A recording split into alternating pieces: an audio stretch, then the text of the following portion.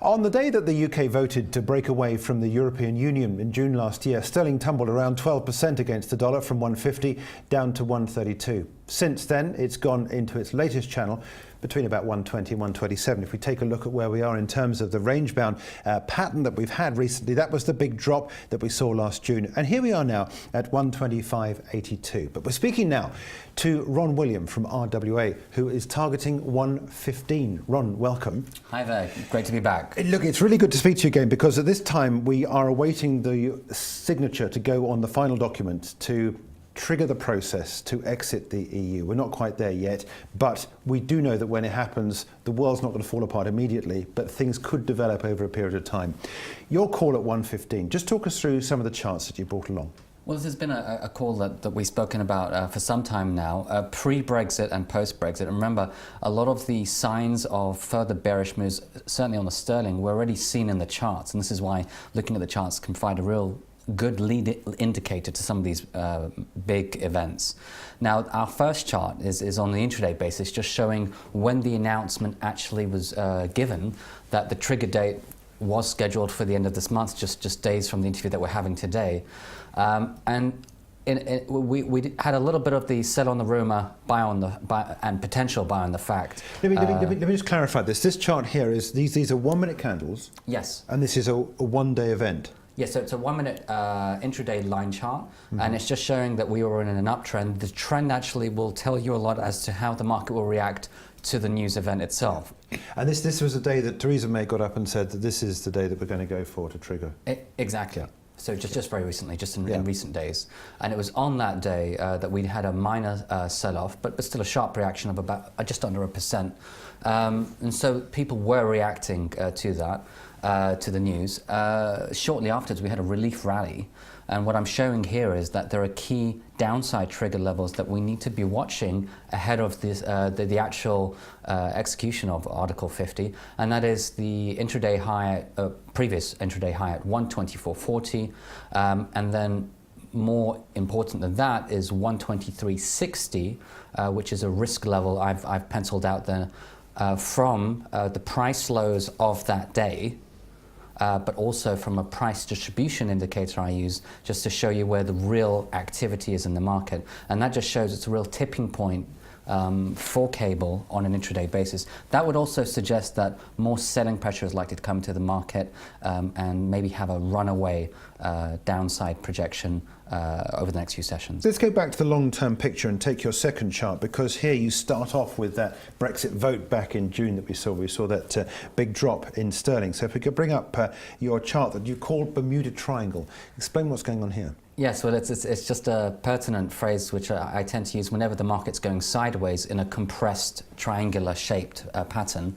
So technical analysts might call it a variation of other terms, but I call it Bermuda Triangle because it says what it means. It means what it says, which is that we're likely to get lost in this pattern if we trade it, because there's a lot of two-way volatility. It's very difficult to predict which way the market will go. Unless you're a swing trader and very successful at being a swing trader, it's very difficult to actually make money in that kind of environment.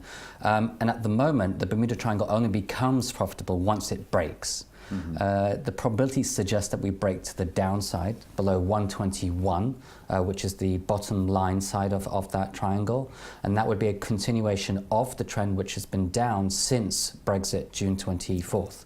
Why do you say on this chart that there is a tendency potentially for it to drop rather than to rise back up to 128.70, for example? Well, there are no certainties. I mean, it can flip either way, and perhaps in cable's case, because it's been bottoming out for so long, the higher probabilities is in line with the trend, and the trend has been down. That's the first point. So it's the trend following analysis that we're keeping. The second thing is that there's still a downside projection on the chart that we'll look at in a moment, which suggests 115. So this is the target which I've been showing from previous interviews. Other than that, it's just the market tendency at the moment. We've had more sharper corrections than we have had rallies. And so it's just that the market structure at the moment is looking a little bit vulnerable. The other thing is, if we look at all Brexit-related announcements, they've tended overall to be negative for the market. So from a sentiment perspective, there's a lot of asymmetric risk built in at the moment. Before we move on to your third chart, I want to take a look, if we can, back at this, because if we can bring us up again, you've got here minimum price objective, 860 pips, 6.6%. Now, you've drawn that big red arrow there in the middle at the bottom. Where does it relate to where we're going? Where should we use that as a projection point from when we release ourselves from this triangle? Well, there are different ways of doing this, and it depends sometimes on the analyst or the trader in terms of how optimistic or pessimistic they are. But generally, as a rule of thumb, you would make the projection from the breakout price and time area. But what it does suggest is a move much lower in a magnitude of 860 pips or 6 and a bit percent, almost 7%, and that would take us down to 115, depending on where you projected it from. Now, the flip side of that, just in case we're wrong and the market actually powers up and we get a surprise move to the upside, is a move above 126.50, which is a key level I put, which is the top side of the triangle, I should say. Yeah. 128.70, which is the two parallel lines in black there, yep, which just shows you resistance, support, which is now resistance, and then as a target 130.150. But that's if and when we break 128.70. And the near-term resistance is at actually 124.80. We're trading above that. But we're going to need to hold above that, and then the three other price levels I mentioned before we even contemplate a bullish scenario. Yeah. If you're taking a short trade on this, where would you put your stop? At the pattern ceiling at 126.50, depending on my risk-reward ratio. Right, yeah. But to be honest, with this type of trade, this could be a profitable trade on the downside if it does break down lower. So we could follow that strategy. Yeah. Good. Okay.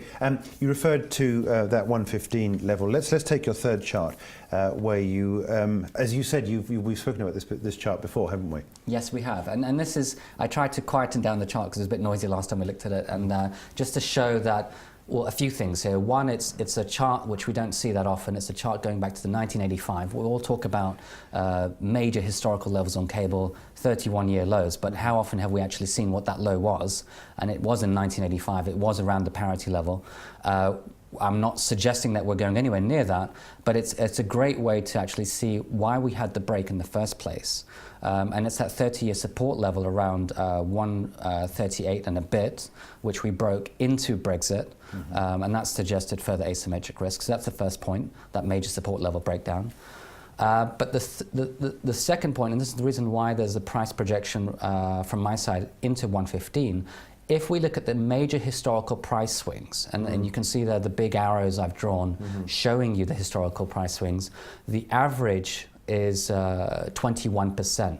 So if we project that from the Brexit high of June 24th, that equates to approximately 115. But also if you just use the MPO target, the minimum price objective from that triangle pattern, it also ties in with the same level. Now I've also put in a support level there from the 1985 low, a GAN structural trend level. All of these different price projections come in for a confluence area at 115. And one final thing is keep in mind the price and time information here. There is an 8-year cycle that has been in play on every major bottom. So although we might see further downside on cable, the 8-year cycle is suggesting that a new low will be the bottom in cable, and it's an interesting thing to keep in mind going ahead. Okay, all right, Ron, thanks indeed for joining us. Ron William from RWA with a look there at the chart of cable since that Brexit vote back in June last year, and the price target there for Ron, 115.